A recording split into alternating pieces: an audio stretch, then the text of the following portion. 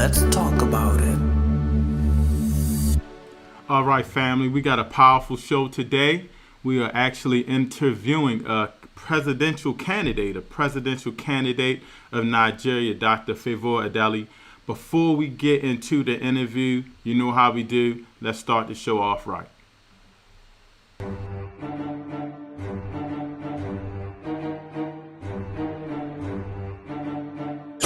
You are now tuned in to Real Truth and Power, the show that uplifts the community with health, wealth, and knowledge of self. Here's your host, Everett Winchester.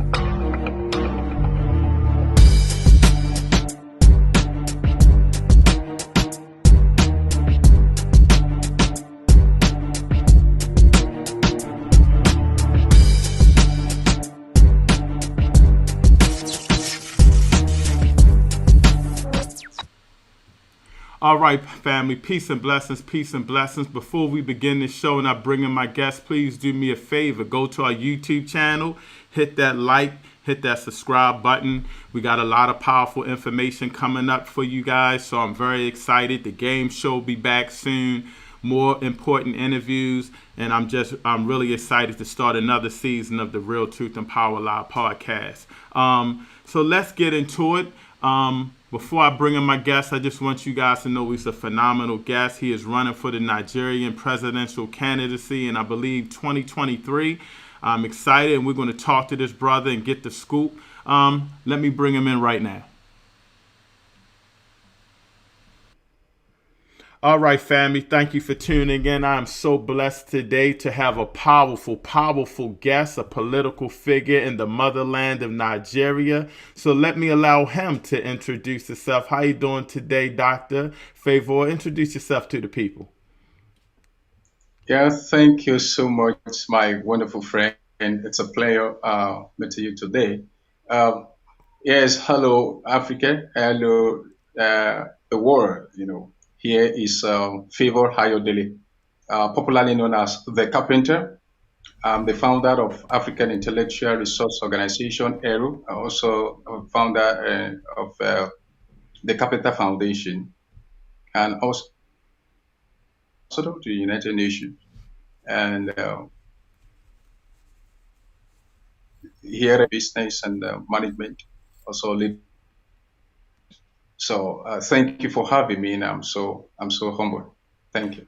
Not a problem at all. You had broke up a little bit there. I heard you say something about the United Nations. What are you doing with them? I'm an ambassador, a peace ambassador. Awesome. Wow, that is awesome. So it's definitely blessed to have you here. I want to get right to it because we do have a lot of people following us in Nigeria. Shout out to the Marcus Garvey Institute over there and Brother Michael Harry. I wanted to talk to you about Nigeria and the state that it's in now. You're running for presidency, but talk about some of the issues you're having with the current leadership going on over there now.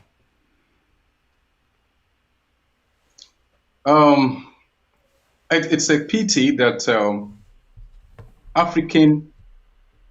Nigerian African problem is totally an eyesore when it comes to leadership. You will agree with me that everything falls and rises on leadership.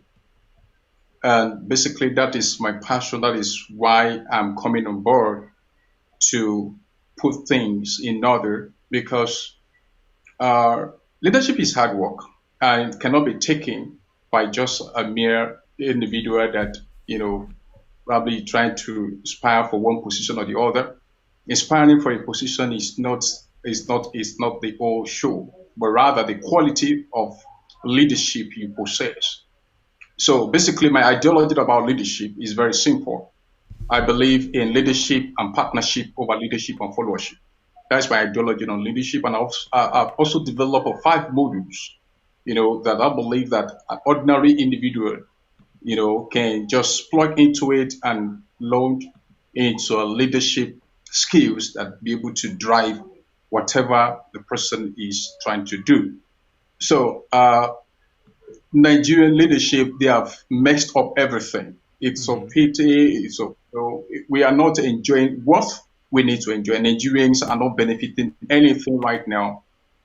And if I may tell you that from like, I don't want to speak what has been happening for past decades, but let's just take it from 2015 when this administration came, to power, and everything just messed up.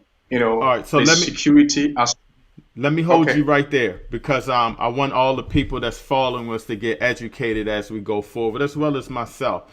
This current administration, they were initially elected in 2015, is what you're saying, correct? exactly. Okay, now go And they ahead were and elected. go ahead. Okay, they get to elected 2019, and ever since we Nigerians have not been enjoying what they need to enjoy. It has been, and I saw it has been a kind of mind-boggling. It has been a kind of a situation that is not interesting anyone anymore. In fact, Nigerians right now, I think Nigerians are tired, and the aspect of economy, the aspect of security, the aspect of education, and all the sectors, it's like nothing is working anymore. It's like they don't have the clue of how it is going to, they are going to put things in order. And when you don't have a visionary leader, it's like you are not going to in any way project necessary plan what the people really need. And when the leader is not having a trust with his people, automatically there's not going to be a kind of cooperation. So now the leadership we are having in Nigeria as we speak at the moment, they have lost the touch with the people. Mm-hmm. And when you are not compassionate enough, when you are not passionate enough, when you are not, full of sympathy of people, right now, if I may tell you that Nigeria is a poverty capital base of the world. That's too pathetic. A country with 200, million, over 200 million people. A country with very massive resources. A country with, it's something that we should be proud of. Nigeria is a strategic country. The map of Nigeria is a strategic map to Africa, to the world. So if you are counting on the resources of Nigeria, we can lead the world. If the resources of Nigeria, they are managed by somebody that is very, very, very innovative oriented, somebody that is leadership oriented, somebody that has a clue to all this problem.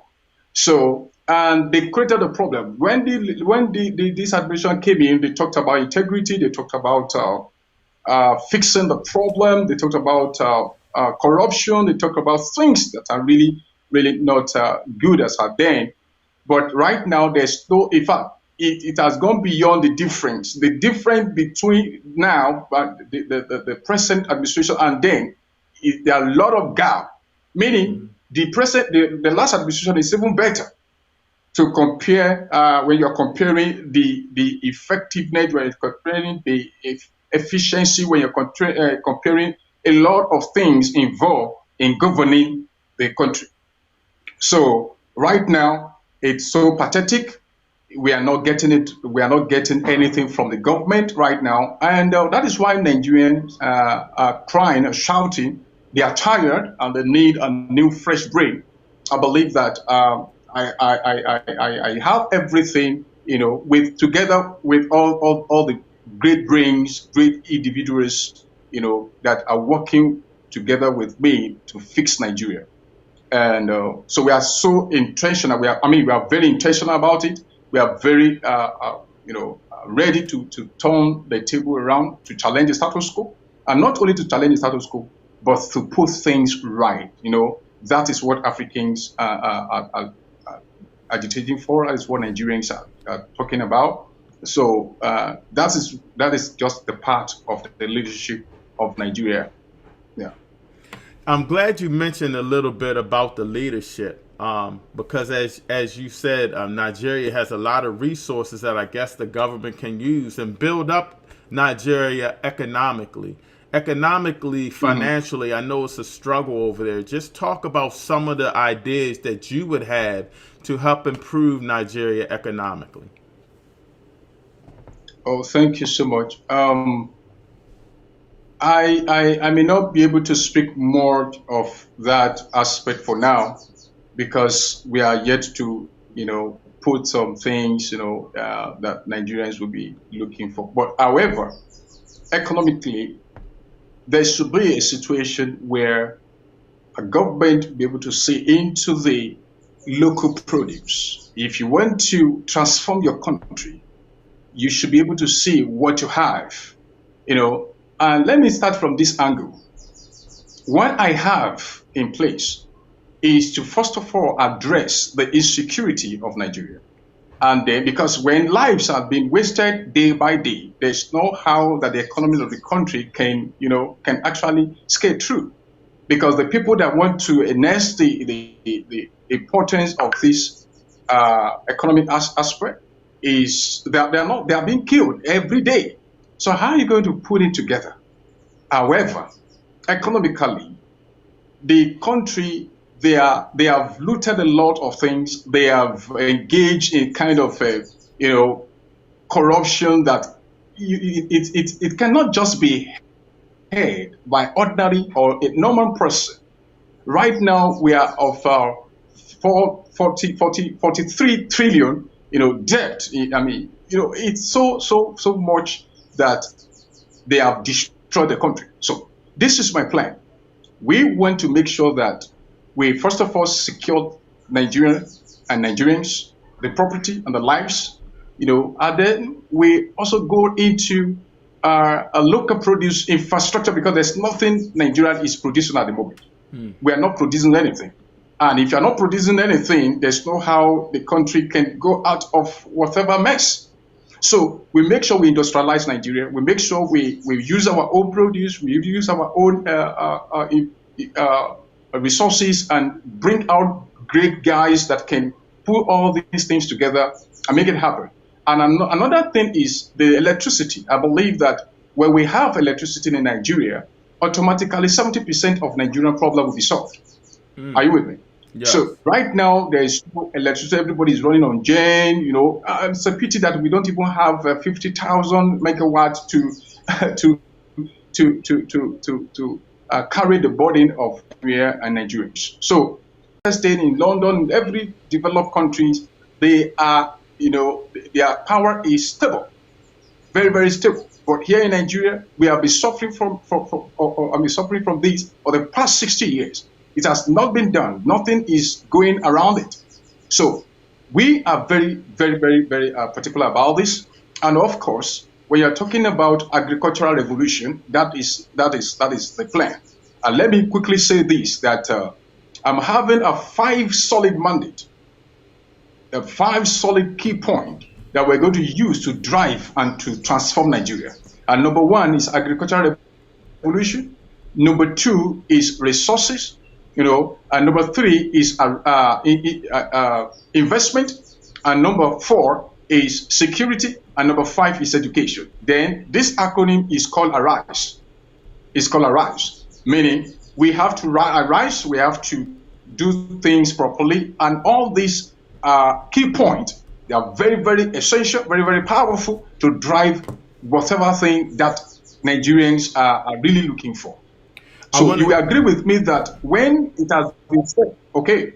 No, I was good. Sorry to cut you off because that was very powerful what you said. I wanted to make sure the people, especially if anybody's watching in Nigeria, got that point. You said there's 5 things that are part of your concept, and you call that arise.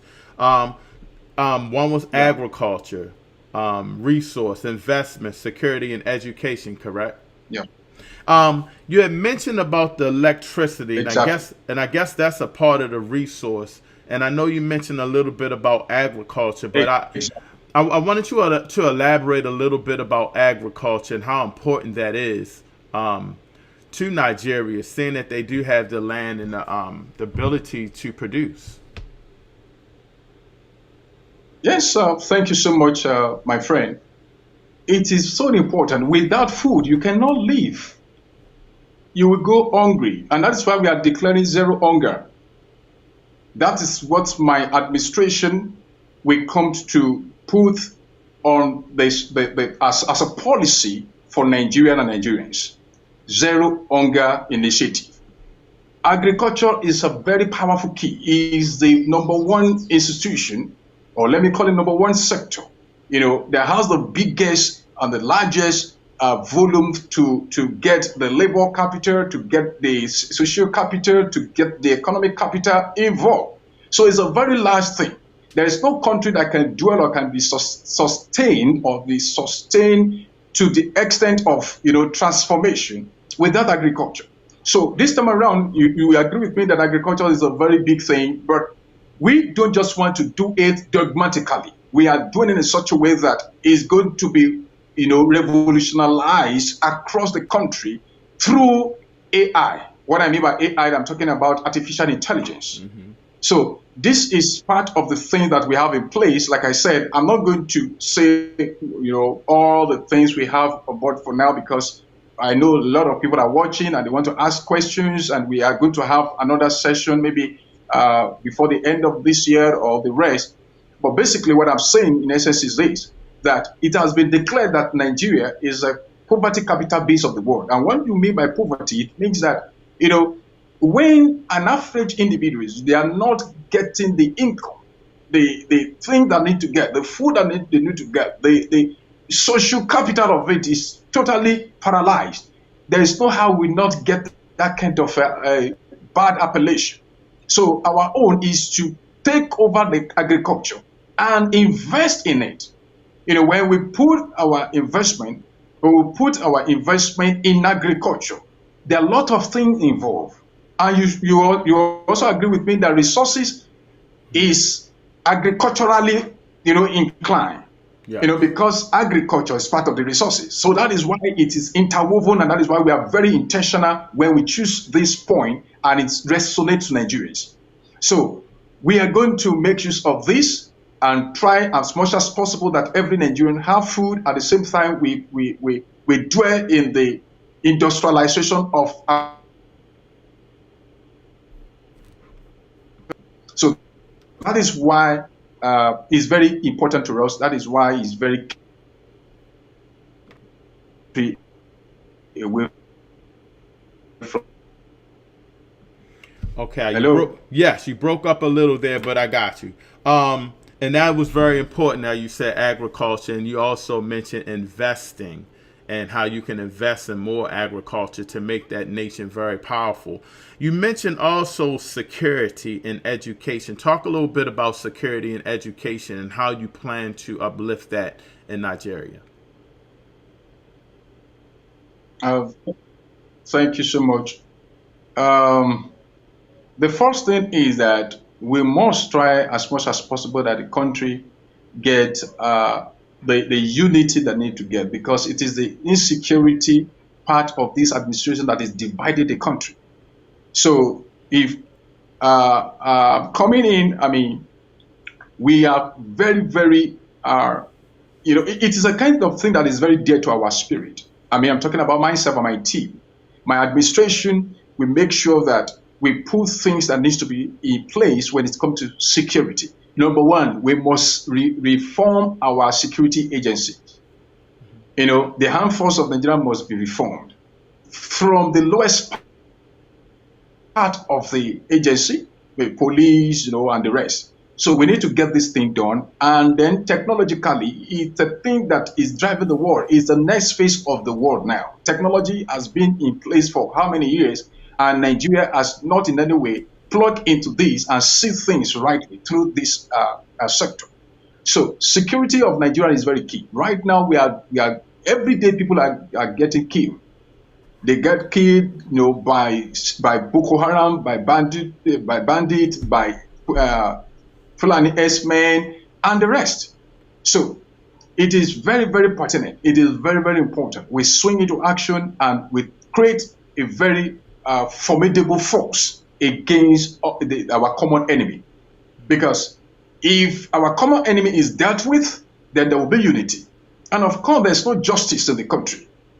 So this is one of the number one thing that is making everyone in Nigeria, coming out aggressively. When there is no justice, there's no, the saying used to be like, no justice, no peace. Mm-hmm. So if there's no justice, there won't be peace. And if there's no peace, then there will not be progress. That's right. So how are we going to do that? So the level of impunity in this administration is so massive, and we must make sure that things are rightly done properly. And then the people that to engage in this agency, they are there, but they are not being, called upon. They are not, they are just being marginalized.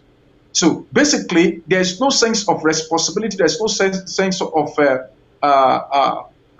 there's no sense of belonging, to Afro Nigerians and even to everyone. So it's a kind of sectionalized, nepotic, idiotic kind of element that is being played in the system. So my own system, my own administration is to make sure everybody gets what we need to get on common ground. So security is very important.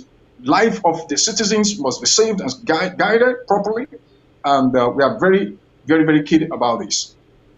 And when you mentioned security, I like how you had that into the Arise 5 features. You're also talking about not only just national security, policing as far as the citizens being safe as well, correct? Exactly. Talk a little bit about the education issues over there, and how you can help in your plan on helping, because that's very important, educating the masses of your people. From the beginning of the Arise acronym to the end, we use education to be the base, because education is everything. If you remove education, then you have removed the life. We are talking today because of the level of education that has been in place. So if the education of a country is not properly managed and handled and invested in, there's no how that country can move forward. If I may tell you that we are having about 20 million Nigerian children that are out of school. Will you believe? That is one of the decadence. You would not believe that. Basically, the level of education in Nigeria is porous. It's nothing to write about. So my administration, by the grace of God, when I'm elected as a president of the Federal Republic of Nigeria, will make sure that every student go to school free of charge. We are going to make sure we take away these children that are roaming about, roaming on the street, out of the street. We're going to make sure that it's not going to be the usual way of education. We're going to make sure that they are entrepreneurially, fixed. And one of the first things we are going to do is to create orientation intelligence platform. We are going to orient and make sure our mind is secured away from all this kind of slavery mindset and the rest. So it's very important to us. Education is key in any government, in any administration, in any country, in any nation, in any continent, and the world at large. So it's my core value. Are you with me? So what the other part we are going to do is that as you study, we are going to break out of the normal wall. What I mean by normal wall, the four corners of the class. Meaning when you study, you make sure that you practicalize what you've been taught. So from primary to secondary school level, the education will be free. And we also have a lot of initiative for every higher institution student, that are in school. We're going to make sure that plans that we set in place to make sure that they get their experience, because it is funny when you get out from school and the market part of the labor market is trying to tell you must get 30 years of experience, 15 years of experience, 10 years experience, this and this on your profession rather. Mm-hmm. It's so funny. How would they be able to get that? So my administration will make sure that we get them fixed while they are in school or while they are schooling. We get them experience while they are schooling. So it will be like study and work program. Mm-hmm. That's how we're going to do it. And they will be paid. So everybody will be, is a kind of motivation for every citizen, every student. It's a kind of motivation. Number one, we are creating free education. Number two, we are trying to make sure that it is not going to be a dogmatic way of education sector in Nigeria or system of Nigeria. It's not going to be like that. Automatically, it's going to be different. So this is what we are coming to do when we become president 2023. Now let's talk. We have a lot. Go ahead. I'm sorry. I said we have a lot on table on each of every item I've mentioned, and then bit by bit we carry it out. Yeah. And I want to mention that to the people again: Arise, agriculture, resources, investment, security, and education. I think that is a phenomenal 5-piece to focus on.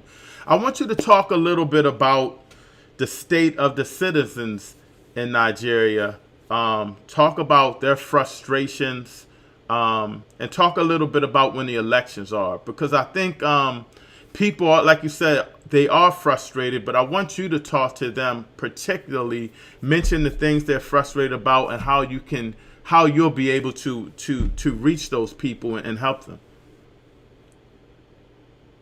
Thank you so much, my brother. Frustration is, let me call it, is an understatement right now in Nigeria. Frustration is an understatement. I don't know the word we can use for it. And I just want to appeal to Nigerians that it is time to remove all the bad leadership, all the charlatans, all the whosoever that have been kind of that have been mortgaging the destiny of this people, of Nigerians. I just want them to stay secured in themselves, and let's wait till 2023 and remove every element of frustration, especially this administration, APC, and the rest. So, like I said, frustration in terms of insecurity, frustration in terms of corruption, frustration in terms of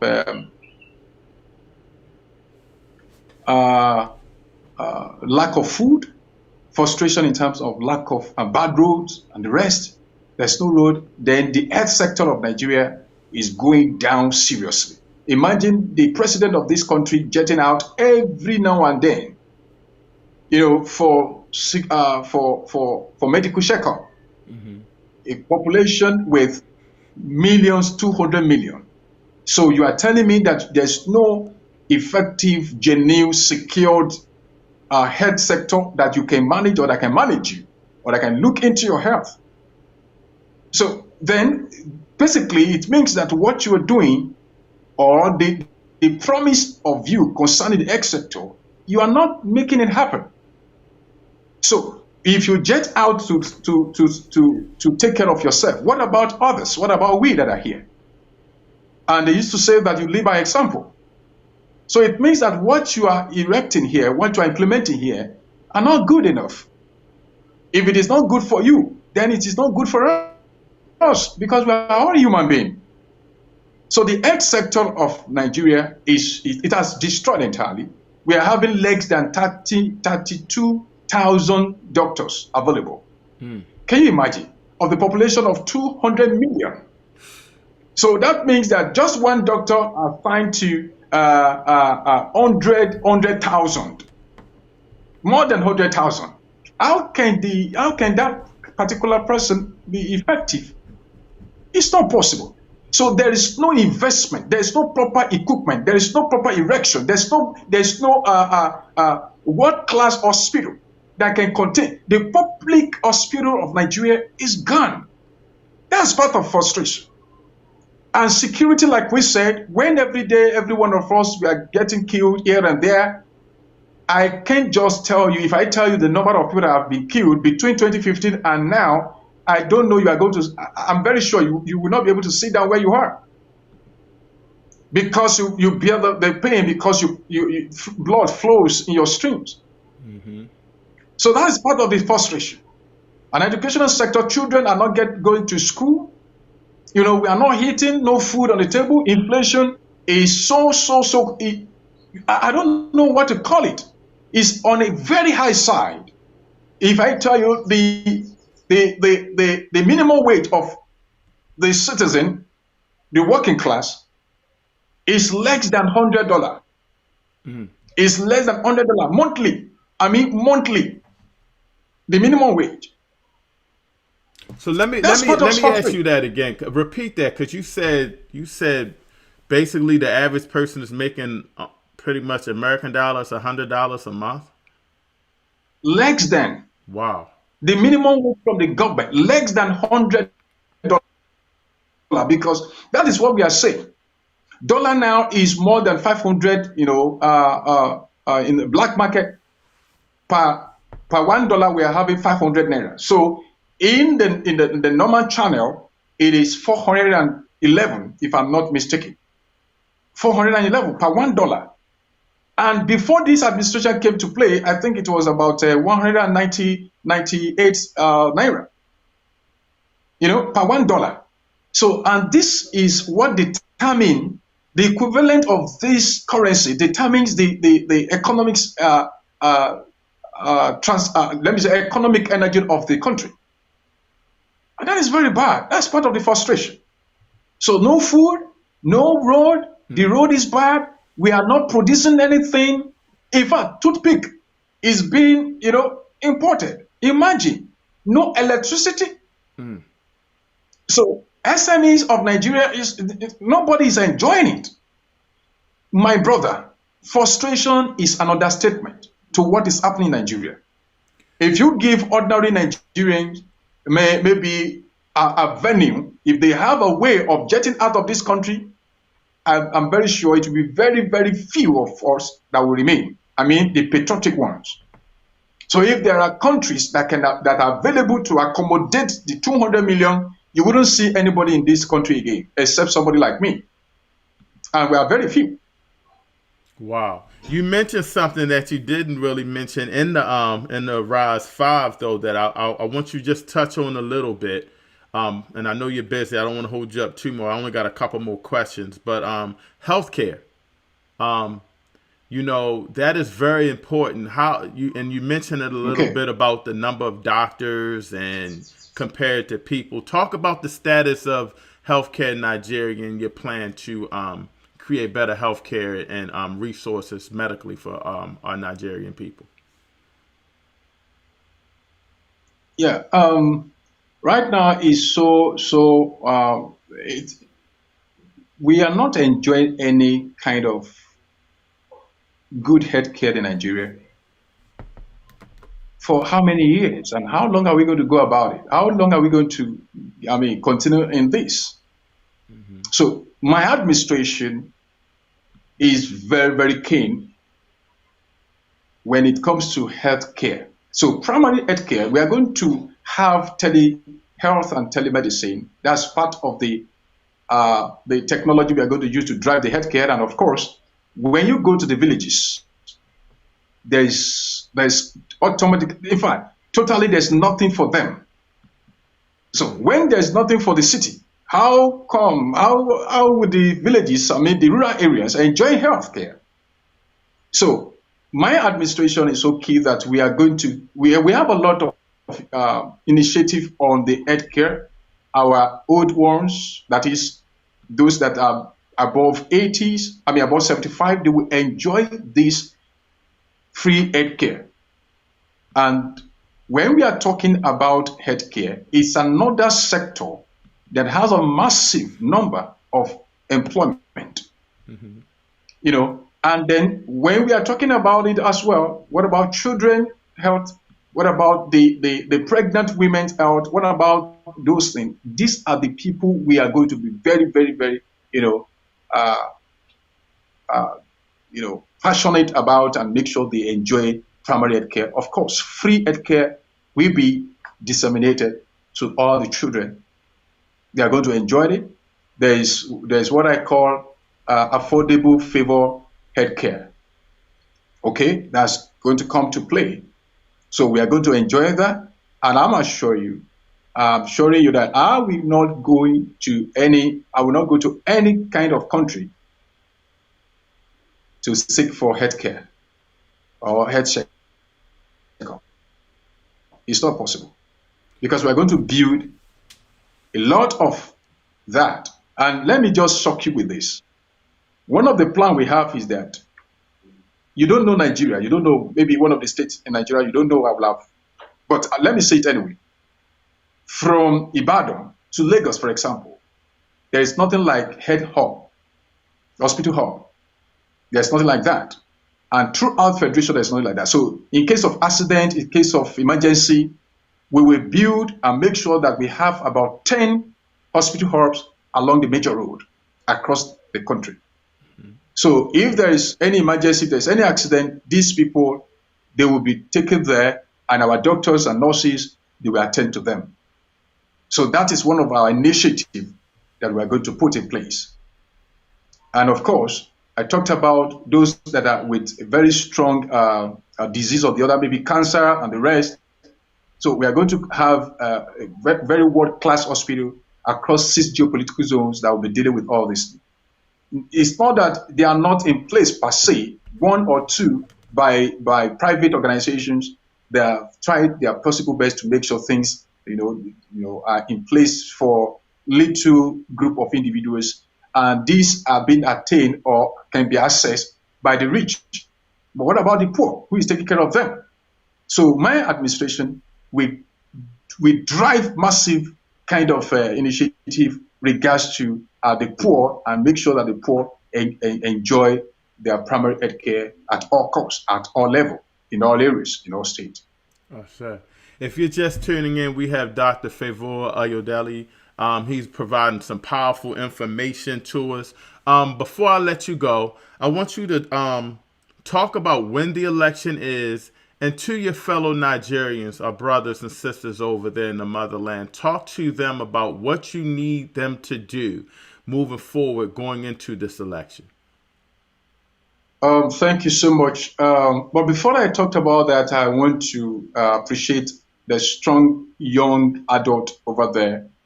Right from the Lekki Tollgate massacre, I must celebrate this hero that fell through bullets of those people that believe they can release the power or they can change anything for good for us.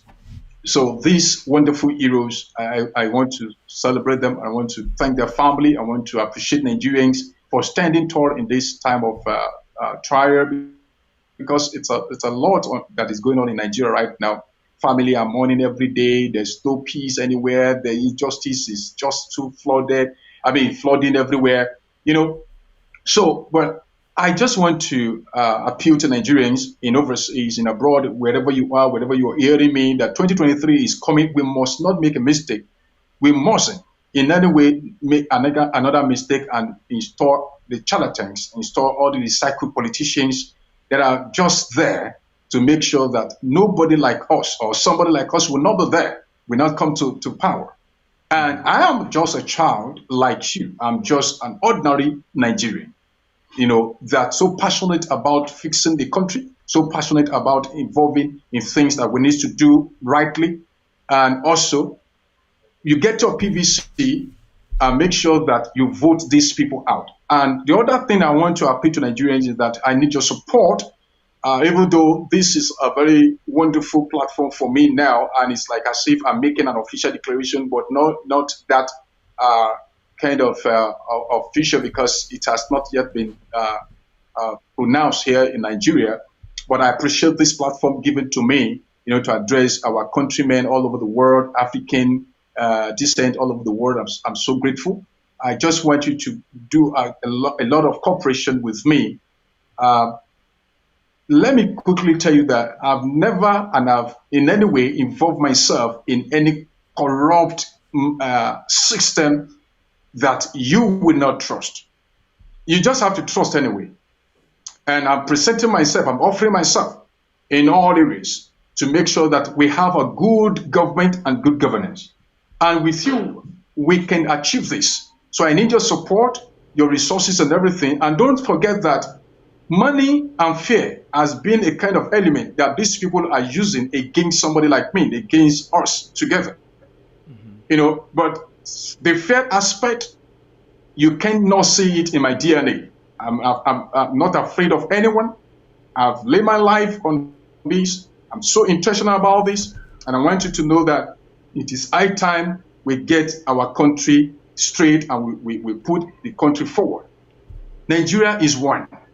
And I wouldn't want anybody to disintegrate or to separate us from our nationhood, of our brotherhood, from our love and our interest, common interest. So I am asking that your resources, your connections, coming together, let's do this. I believe we can do it. I believe we can achieve it together. And thank you so much, my brother. I'm so grateful. Thank you so much. And again, we are live with presidential candidate from Nigeria, Dr. Favour Ayodele. Thank you so much for blessing the platform.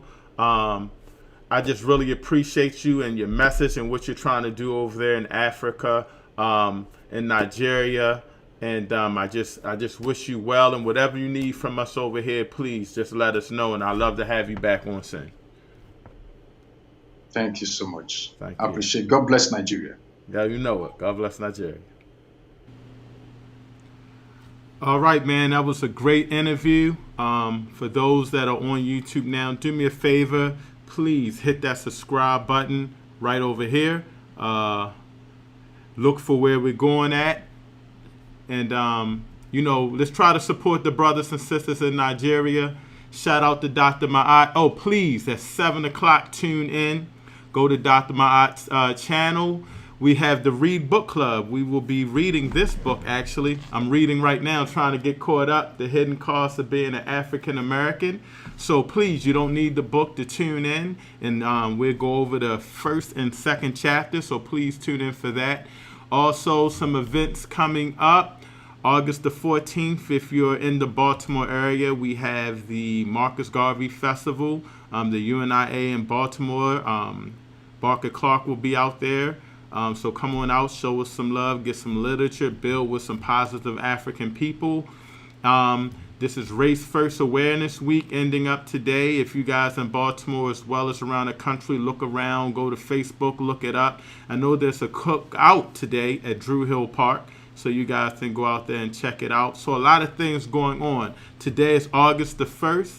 What we say in the UNIA is the month of Mosiah, Marcus Mosiah Garvey. So it's a lot of things going on in the month of August. And the Friday is the greatest day of all. It's my birthday, August the 6th. So you guys definitely kick me out a shout out. We got a lot of powerful interviews coming up. So hopefully you guys can tune in, hit the replay, and please share with all of our brothers and sisters in the Nigerian motherland. The key is to unite black people all over the diaspora. So we want to unite, we want to help them and see what's going on over there. But definitely we got to take care of our business here in the States as well. So it's just good to build a connection and help them out. Blessed to be here today, blessed to be back. The game show will be coming up. So if you guys have any black history, black trivia knowledge, hit me up. We do award prizes. The game show is fun. We like to have fun with the game show, and we like to do it right. So definitely you guys tune in. Thank you for checking us out. Hit the replay if you want, and please share. And again, hit that subscribe button. Thank you so much for tuning in. You guys stay safe. We are out of here.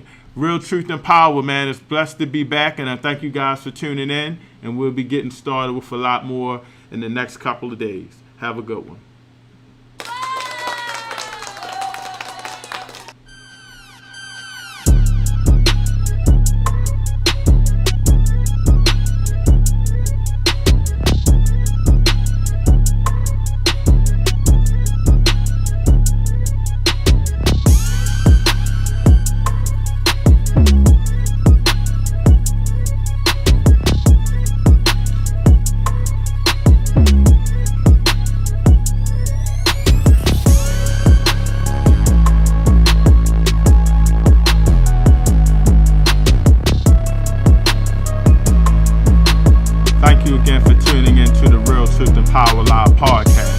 Please hit that subscribe button, and thank you guys for the support.